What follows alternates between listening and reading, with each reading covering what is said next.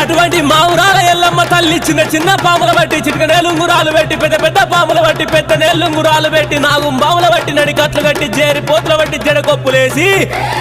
ఎల్లు ఎల్లవే ఎల్లమ్మను ఎల్లి చూడవే మాయ